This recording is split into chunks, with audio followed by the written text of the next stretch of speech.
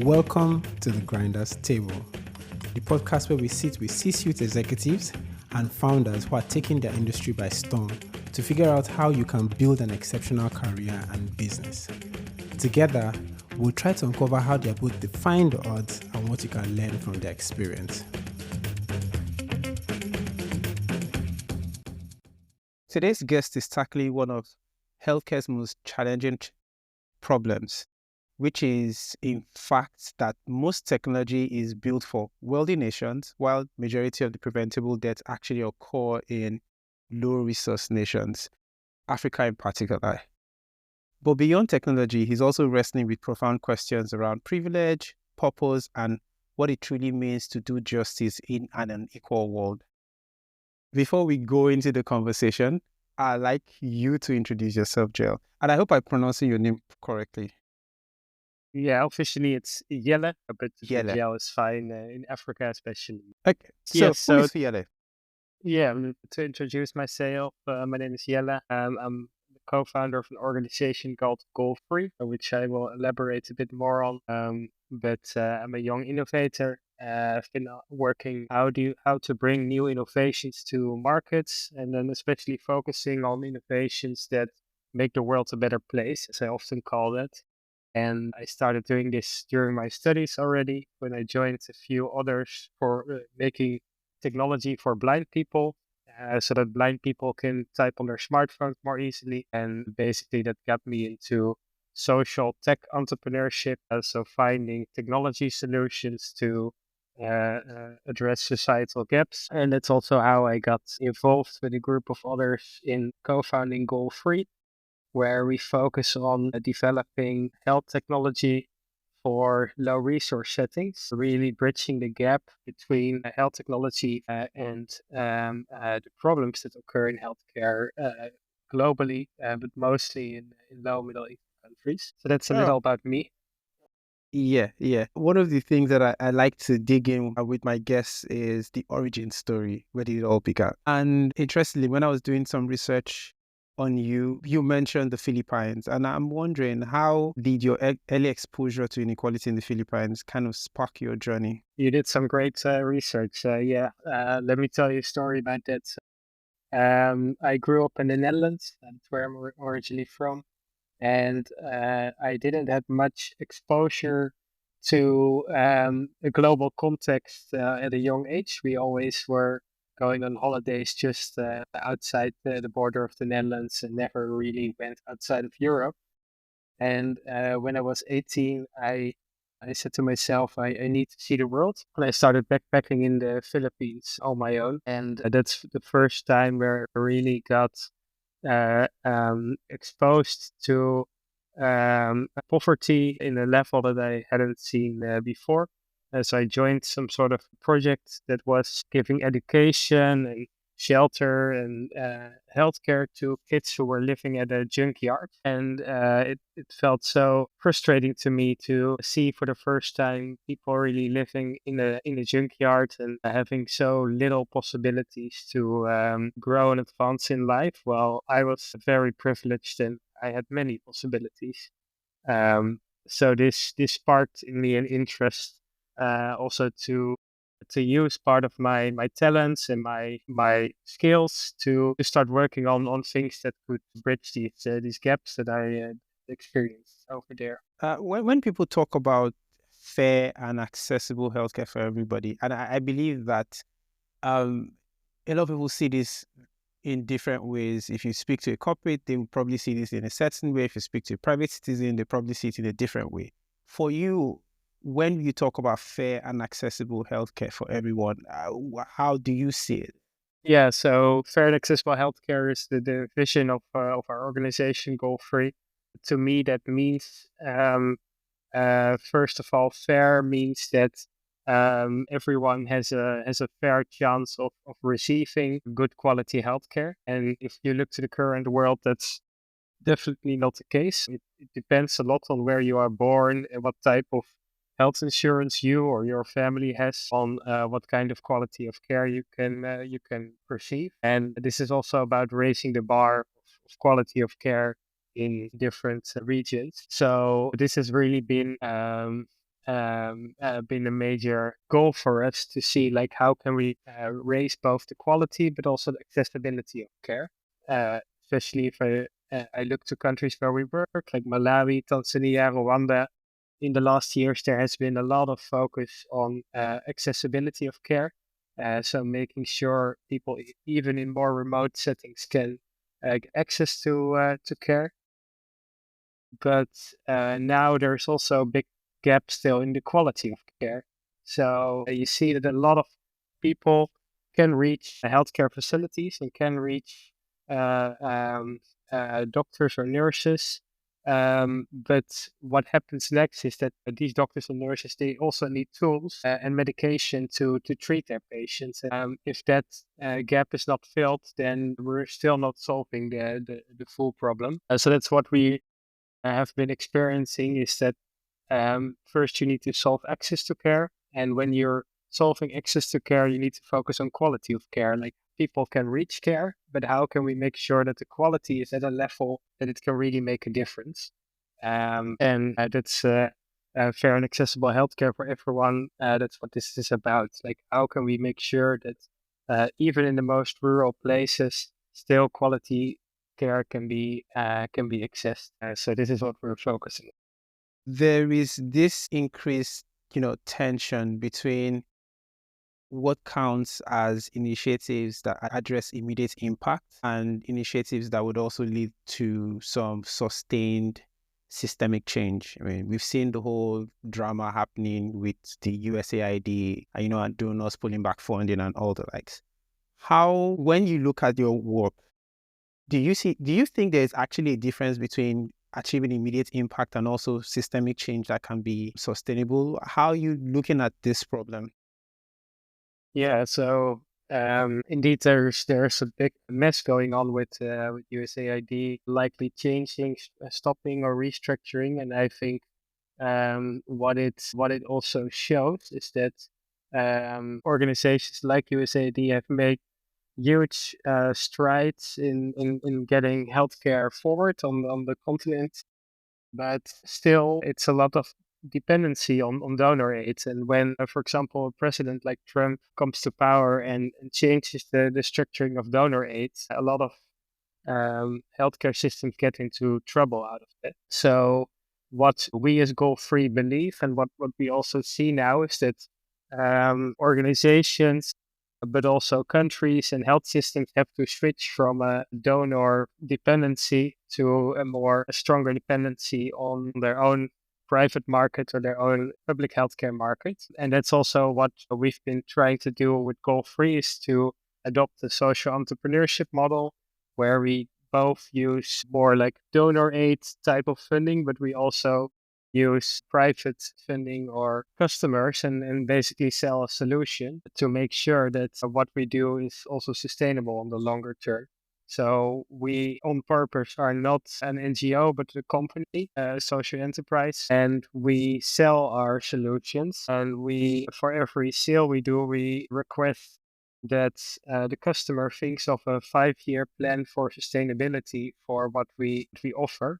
This comes in the service contract and the service level agreement, which means that a hospital and a customer needs to commit to a 5-year period for service.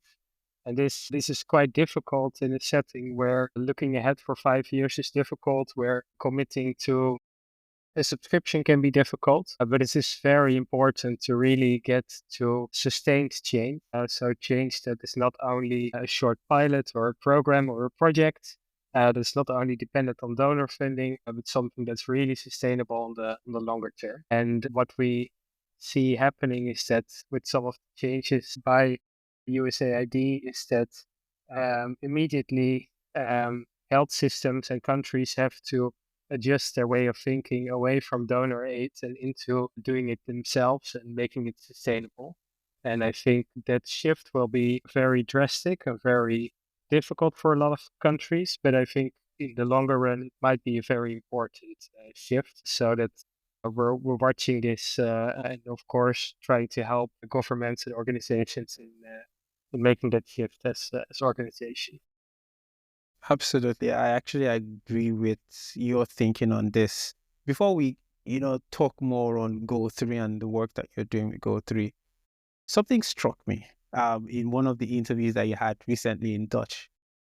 You quoted Mark or Micah 6:8, sort of talks, which you said which has guided you on how you're proceeding with your purpose.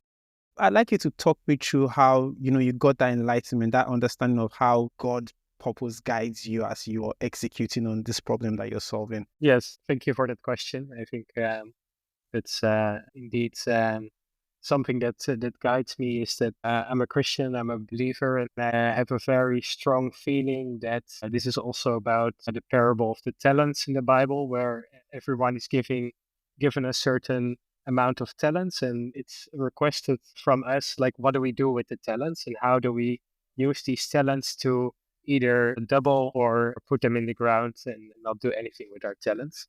And I have a strong feeling and a strong sense of purpose that my place where I'm born, but also my possibilities, my opportunities, my skills, and my talent needs to be in doing things that make the world a better place. And that's also what Micah 6 verse 8 is about. Act justly, love mercy, and walk humbly with your God. So this means for me like fighting injustice, really focusing my talent on places where it's needed most, and really seeing how I can, even if it's little, contribute to making the world a better place in this way. So this has been a leading belief in my personal career and everything I'm doing. Now let's talk about your work at Goal 3. And I start with one country that I visited severally and love, Rwanda. You sort of mentioned, that there's some sort of genuine love for Rwanda in one of your talks. How has that sort of helped you in solving these healthcare challenges that you've now pinpointed as something you try to solve on the continent? Has that evolved how you're executing, maybe falling in love with the country, or Rwanda in this particular case, or has that sort of helped define what you see as the end goal for Goal 3? Yes, so when we were starting out, we actually started working in Malawi, and we started visiting various African countries also to see like what are some growing economies where we believe that we can build a sustainable business in the future. And that's also when we visited countries like Ghana and Kenya, and eventually also Rwanda. Somehow in Rwanda, a lot of things clicked for me in the sense that I really saw a nation that was maybe very divided tens of years ago, now really coming in together into like a perspective of growth and a growth mindset across the country and all the people you talk to. And we really believe that this could be a great spot for innovation on a nationwide scale, really seeing how an innovation can be adopted in all of the hospitals in Rwanda so that you can have a lot of networking effects. So hospitals can learn from each other.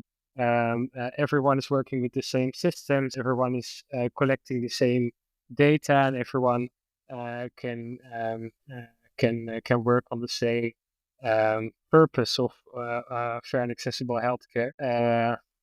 This really made us choose to double down on Rwanda and start out there. And then as I was doing this market research, this go-to-market research, I also could convince my wife to join me to move to Rwanda and really start learning the culture, start learning a bit of the language, and start diving into how to make it work. And I think this also helped me to fall in love more with not only Rwanda but also the region. So we traveled quite a bit to Uganda, to Kenya, to Tanzania, and really started seeing like how also the beauty of the differences, but also the similarities and some of the challenges, and how our solution could really help in these. Talking about your wife, what was that conversation like? Just like upending your whole life and moving it into a new city, a new country, new culture. What was that conversation like? How fun was it?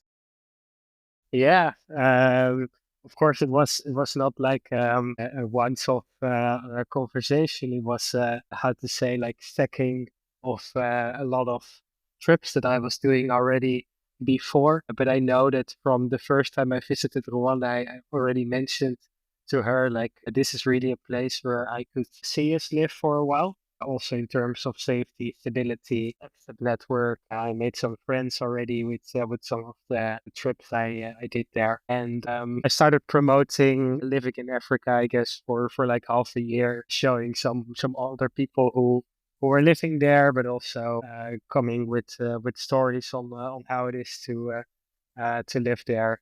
And I think that eventually helped her also to join me. Uh, yeah, it was quite a fun journey to get to that process. I'm always going to dig more into this. Moving into a city alone is one thing, right? Moving with your family, it's a different level to it. How did you adapt? Were there any wholesome changes you had to make to adapt to living in a new city and working from there? Yeah, so we are both quite extroverted people. So you start, how to say, making friends quite quickly in such a place. It was actually, we moved in a few months before the World Cup in 2022, and the Dutch were playing quite well in the World Cup. We also made a lot of friends during watching matches of the World Cup and going to bars to watch it. So this was also like a very nice entry into the country. And I think it's Rwanda is quite a small country, and especially if you purely focus on Kigali and then people working in the, how to say, more in the business sector of Kigali, it's quite a small network. So quite quickly we got to know a lot of people and really started to make friends, and that was a great experience. You're working at the intersection of high-tech solutions and areas with limited resources. Do you have a framework to deciding when technology is truly the right answer versus taking other approaches? Yeah, that's a good question. I wouldn't say we necessarily have a framework, but what we did experience is that when we started pitching what we wanted to do to some investors, for example, people, especially investors, focus a lot on technology and scalability of technology. So basically, how can you make a solution that can be sold across the whole world without you having to open up business and go to all of these countries and places? While actually, when we started executing in healthcare in Africa, you start to learn working with health workers that it's often more about the social component of how innovation is embraced or adopted, um, that determines the success way more than purely the technical solution that you're developing. So we really started learning that, and it's also why a lot of people from our team either moved to Africa or were visiting for a longer period, really to work with local trainers, local doctors, local nurses to see how should an innovation be adopted and how do we make sure this leads to great results. And if you would be a very critical investor now, you could argue that still what we are doing is not 100% scalable yet because we are focusing so much effort on really making sure an innovation is adopted and embraced very well in the local context. And that means a lot of supportive supervision, champion program, training, implementation, and eventually maybe we want to move to a setting where an innovation can be shipped from a box and can be started locally. But this might take a few years before we reach such a point. And up until that time, we really say let's focus on doing things good and making things work instead of focusing on purely margins and scalability and commercial success only. Your data shows that the system reduces child mortality by 42%. This is actually really good numbers, but it also tells us that there's so much work to be done. How do you reconcile that tension? Yeah, so we have very promising results from our first implementations. In older children, it's 42%, but also in newborn children, it's 27%. mortality reduction, which we see quite consistently across various settings in hospital. And we believe that this is due to the combination of a very good technology solution that is really working in the context, but also a very good training and service approach where people really embrace this innovation. And especially if you work in healthcare, these types of results are crucial for showing that this needs to be adopted. And I think what is next to purely reducing mortality, what's also very important is that we also see how it can reduce cost in the future, so that there's also a cost-effective part to it.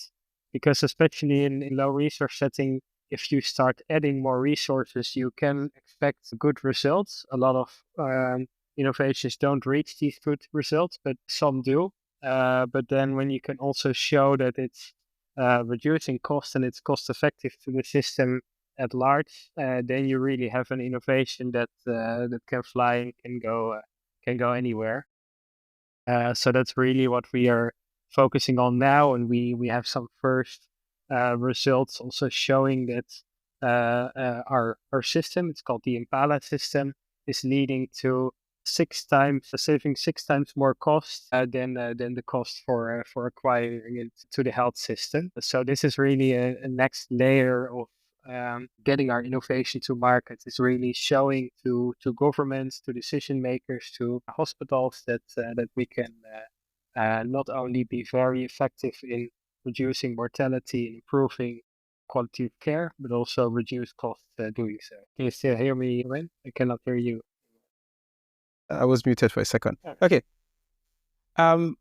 I've had several guests, particularly one on this podcast, talk about how people from the West, and in this case, a diasporan, come back to the continent and have a savior complex, thinking they can solve all the problem. You've recently talked about the responsibility that comes with privilege.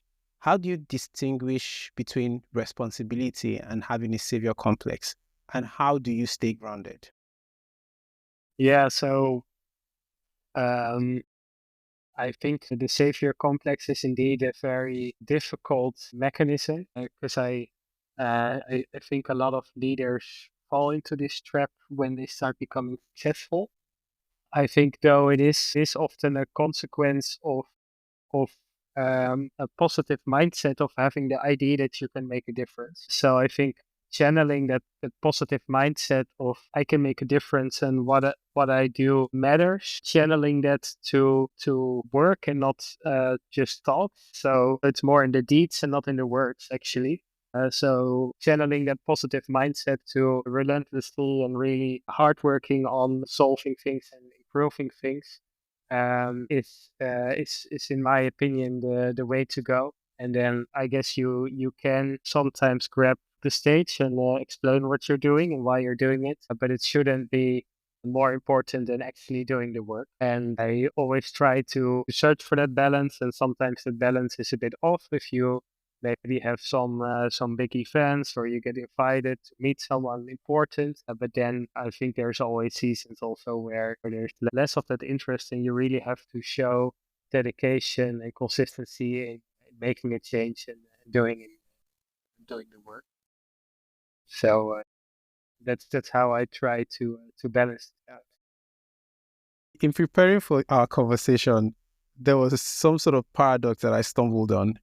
You're using capitalistic mechanisms to solve problems that are, some would say, were created partly by capitalism itself. How do you think about it? Can you elaborate? So how do you mean this? So some people would say that Africa's underdevelopment or the resources aren't getting to certain regions because of capitalism itself. And now you are using technology led by capitalism, somewhat raising money from donors and, institutions to solve this problem. In a way, it's sort of like a paradox. How do you think about it? I'm just trying to get your insights. Yeah, so like none of us as organization are really in it with a capitalistic mindset. So we're a social enterprise, and we have a for-profit model because we see the need to keep on innovating further and making bigger innovations. But it's true that if you start working in healthcare in Africa, a lot of the money flowing through healthcare in Africa is donor funded money. And a lot of the challenges that exist in healthcare, and if you want to start solving them with technology, require a level of understanding of technology, but also a level of accuracy and precision in technology that is quite complex to achieve. So that's also why I see there's an important role for commercial for-profit businesses that can raise investments to start developing technologies, but where there's also the paradox in that the customers and the financial system of healthcare is a lot of donor funded, either public money and also coming from financially unstable regions sometimes is actually the customer base for these solutions. So I guess this paradox will always exist, and this paradox can be solved if more innovators can get access to this market and have been part of the health tech hub in Rwanda, which is a group of health tech innovators, which were 9 out of 10 also coming from East African countries or African countries, and also working on this challenge. But I've also seen that for it's a very difficult financial market, healthcare in general, because especially your customers are always more focused on surviving often than really innovating, making it very hard to adopt new innovations. So I'm not sure if it really answers your question, but I think it gives a bit of perspective on why it's so important to develop commercial products for these markets, even if there's not a strong commercial market available yet. Okay. And you did give really good perspectives on this, and thanks for sharing. Goal 3, what exactly is your end goal? Well, what's that, would I say North Star? What is that thing? What is your vision for the company? Yeah, yeah. So when we started, we set out a North Star where we wanted to improve the quality of care for 100 million patients by 2030. Also linked to Sustainable Development Goal 3 for good health and well-being, because that's where we are named after. And we said we want to do this by enabling and empowering 1 million health workers. And currently, we're also counting the amount of health workers that we're already enabling and empowering. There are a few hundred now, so we still have to scale quite a bit to empower these 1 million health workers. But this is really um, the North Star, to be an organization that is developing innovations and tools that can enable and empower health workers to improve the quality of care at places where it's needed most, we say. So really focusing on markets where there's a lack of suitable tools and technology, and seeing how with smart innovations, also like AI and digital health, we can bridge these gaps into providing more patients with quality care. Thank you, Yele. We're going to go into our rapid fire section. Basically, I'm just going to share with you short questions. You're going to answer really short answers. Some might require longer answers, but that it's just going to be fun. Drum roll, and we're going to go into the first question. What has been the most counterintuitive lesson you've learned while working in Africa? Impact and profit don't go together. That's interesting. Why would you say that? Would you care to expand on that? So we experienced that I think it's a bit of a bold statement. I think impact, especially if you work in healthcare in Africa, the profit market in healthcare in Africa is often in private care, maybe in clinics or in pharmaceuticals. And that's where a lot of people are fighting for very small markets and small margins, but are making some profit. And if you really start focusing on impact in healthcare in Africa, you often end up in low income countries, rural settings, and very complex financing systems, very long sales cycles, very low margins. And somehow as innovator, you have to balance impact and profit. Like, am I focusing on this private market or this pharmaceutical market? Or am I focusing on this impact market, public healthcare, and making a difference? And we try to strike a balance, but finding the balance is so hard that a bold statement is that it barely goes together. What's your favorite character from the Bible? Or who is your favorite character from the Bible? Oh. Yeah.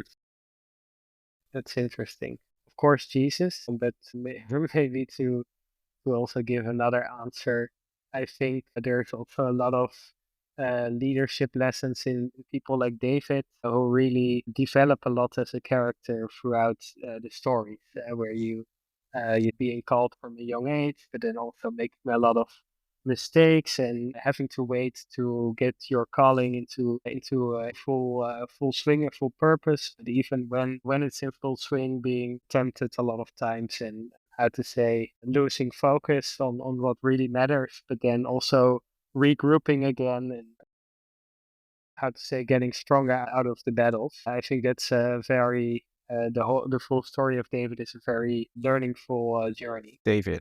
Okay. What is one common piece of startup advice that you think is wrong? I think a lot of people, and I started young as well, and people often advise you to start young or to start fresh out of college or those kind of things. I think that's a bit of a wrong advice. I think it helps to take some time to get to know the world, to get to know companies, to get to know how to work. Not too long, but sometime can really help. What is one book you recommend to anybody looking to go into your line of work, impact driven, purpose driven businesses? So one of my favorite startup books is Crossing the Chasm, which is about how do you bring innovations to market. Um, there's not an impact version of that book necessarily, but I think the lessons from that book are quite generic. I would say maybe I want to write the impact version of the book later, but that would be something that I could recommend. Like, how do you cross the chasm in impact innovation or social innovation and get basically leap from the first market to the second market to a growing company. And finally, what is one strongly held belief that you've completely reversed? Yeah, that's a difficult question. I have to think about it for a second. Okay, maybe I'll rephrase this. Has there been anything that you believed in that you you've now sort of worked back on or adjusted based off your experience? So what I would say is that I think a lot of people, including myself, start a bit from a entrepreneurship perspective. Like, you think entrepreneurship itself is a goal, and I've learned that entrepreneurship itself should not be a goal. And if you experience that for yourself, that you rather be an entrepreneur and you don't care on what you're working, as long as you get the freedom and the possibilities of entrepreneurship, I think that's a wrong motive. But maybe the energy behind it is okay. So really looking into that energy, but then also learning to see that there's a time for everything, and that maybe purely starting from a wish to be an entrepreneur is not a good motive. But maybe if we first start working for some companies or you start to get some experience, then you get into a position where entrepreneurship is more of a luxury choice than a way or wishful thinking. So that's something I also started to learn. It's a belief I started to form. Okay, thank you, Yele, for spending the last 40 plus minutes with us. You've actually shared so much from your insights and from your experience, and we love it. In rounding up, I always end with one question. This kind of gives me and the audience a very good perspective on how you view certain things. Now, between the four things I'm going to mention, I'd like you to rank them, which is more important to you, or which is most important to you, and which is the least important to you. So between power, money, fame, and pleasure, which of them is the most important to you, and which of them is the least important to you? Please rank them. So if I take pleasure a bit more broadly, doing the things you love, then pleasure is the most important thing. So start focusing doing things you love. I think then basically power is more important than money and fame, because power creates money and fame eventually, but power is something you can start to experience when you start doing things you love and you start doing them very well. People are joining that feeling, and I think then money first, because fame can be bought, and if you have money, you can buy fame, and not the other way around. That is so lovely a perspective. Thank you so much for speaking with us. This was such an amazing 45 minutes or 44 minutes of real good conversation. Thank you once again. Yes, thank you, Iram. It was lovely to be here, and love to hear the final episode. This has been the Grinders Table podcast, bringing you unfiltered insights from Africa's most compelling founders and business leaders. If you had found value in today's conversations, here's how you can help us amplify these stories. Take 30 seconds to share this episode with someone in your network who's building, investing, or curious about Africa. You'll be amazed at how many life-changing connections start from a single shared conversation. And if you're feeling generous, a quick rating and review goes a long way. It helps more founders and business leaders discover these powerful insights. Until next week, keep grinding.